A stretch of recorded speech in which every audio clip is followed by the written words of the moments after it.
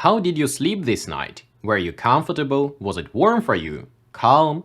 We are happy for you and wish that death does not come to you the way it came to us.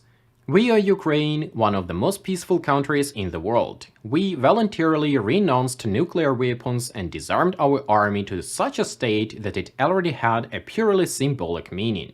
We did this because we live in Europe and we thought that the largest countries in Europe and the world would not allow a war here. But then the war began and it became total. It did not start on February 24th, but much earlier. The war was in Chechnya, Georgia and Syria, where Russia did the same thing, receiving defeats from the army of its opponents. It was proceeding to the annihilation of the civilian population. And it is done systematically according to a well-established technology. The targets are always schools, hospitals and vital infrastructure. This is done in order to make the life of the civilian population unbearable and to break the will to resist.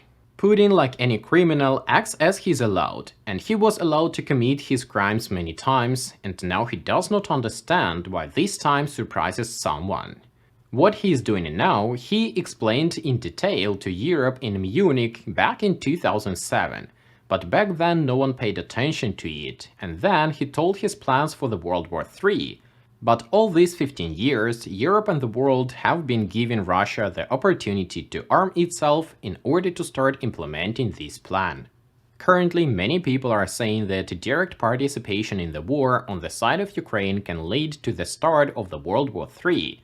But the truth is that it has already begun, just many do not want to admit it to themselves. Putin has already announced war on a number of countries in Eastern Europe and nuclear strikes on Western Europe and the United States. Do you think he was joking? Then see how these jokes look today in Ukraine, and you will understand what awaits you tomorrow.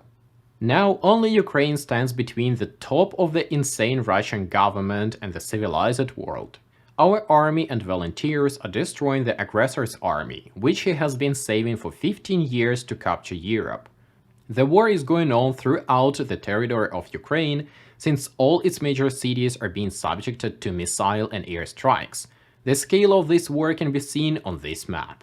We will keep fighting with everything we can, and we believe in our victory. But why did you decide that your peaceful sleep will remain the same tomorrow and the day after tomorrow? Who told you this? In 1938, after negotiations between the leaders of France and Britain with Hitler's, British Prime Minister Arthur Neville Chamberlain made a statement that included the following: "I have returned from Germany with peace for our time." The peace lasted less than 1 year and the World War II began, claiming tens of millions of lives. Now the leaders of many countries repeat similar words. Just think about this.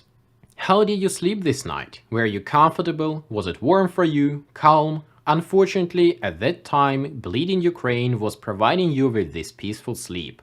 We will win, no doubt. But how will you look in our face? How will you look into each other's eyes if you don't do what you have to do?